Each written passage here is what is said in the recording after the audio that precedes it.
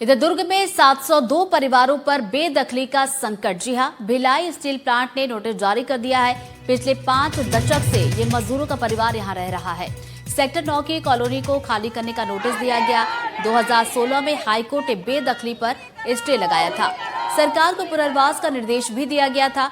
9 साल बीत गए और बीत जाने के बाद भी पुनर्वास नहीं हुआ है।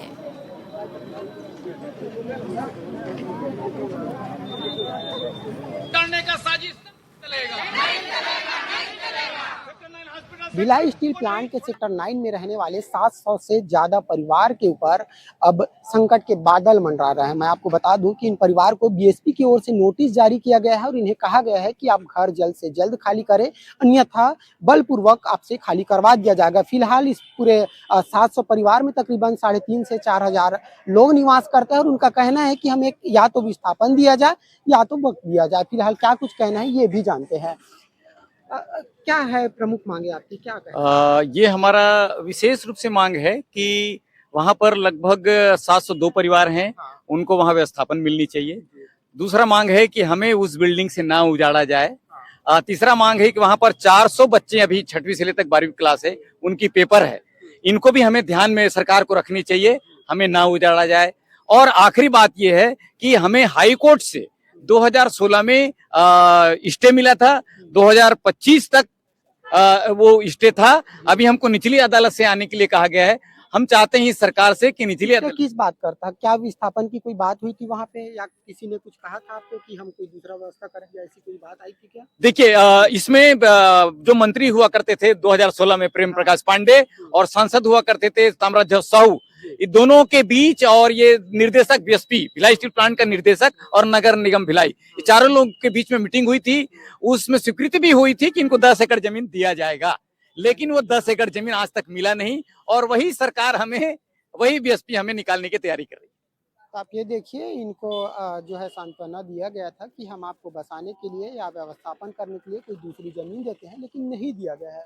फिलहाल घर की स्थिति क्या कुछ है, क्यों बीएसपी निकालना चाह रही है? बीएसपी क्या है, सब जगह उधर उधर सब टोटो के जंगल जैसे छोड़ दिया है, इसको भी वैसे करना चाहते हैं। और घर इतना अच्छा है, मजबूत है, कोई जर्जर नहीं है, खाली उसको प्लास्टर रिपेयरिंग का जरूरत है, पोताई का जरूरत है, बाकी सब ठीक है। और हम लोगों ने यहाँ रहना चाहते हैं, यहाँ से छोड़ के कहीं नहीं जाएंगे। मान लो वो निकालेंगे तो हम आंदोलन करेंगे, लड़ाई करेंगे, पर वहाँ से नहीं हटेंगे। आपके पास कोई दूसरा ऑप्शन नहीं है? नहीं है, हमको क्या है, यहाँ सब चीज का सुविधा है सर। तो आप लोग वही काम करने वाले लोग हैं?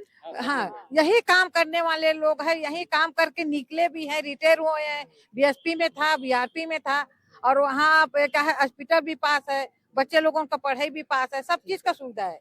तो उसी के लिए हम वहाँ से कहीं नहीं जाना चाहते। बेटा आपका क्या नाम है? मेरा नाम संजना खरे संजना, है। आप भी यहाँ पहुँचे हुए हो? जी, मैं हॉस्पिटल सेक्टर में रहती हूँ। पढ़ाई करती हो आप? हाँ जी, पढ़ाई करती हूँ और इससे पहले मैं टीचिंग का भी काम करती हूँ, टीचर हूँ मैं।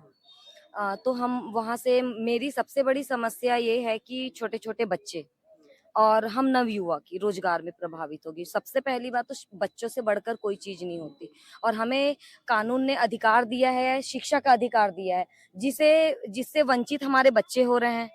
सबसे ज़्यादा शिक्षा प्रभावित हो रही है और सभी की रोजगार प्रभावित हो रही है और हम कानूनन लड़ रहे हैं संवैधानिक रूप से, तो हम कहीं से भी अवैध नहीं है। सबसे पहले तो हमें अवैध बोलना बंद करने बोलिएगा उनको, बीएसपी वालों को, क्योंकि हम वहाँ पे सेवा दे रहे हैं बीएसपी को। और 2014-15 में प्रेम प्रकाश पांडे जी और ताम्रध्वज साहू जी द्वारा प्रेस वार्ता में ये कहा गया था कि 10 एकड़ जमीन इनको उपलब्ध कराया जाए, जो अभी तक हमको उपलब्ध नहीं कराई गई है, तो वो चीज हमको न्याय मिलना चाहिए।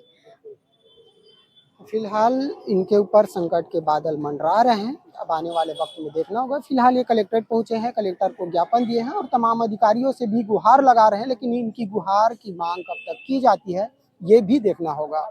दुर्ग से एनडीटीवी के लिए चंद्रकांत शर्मा।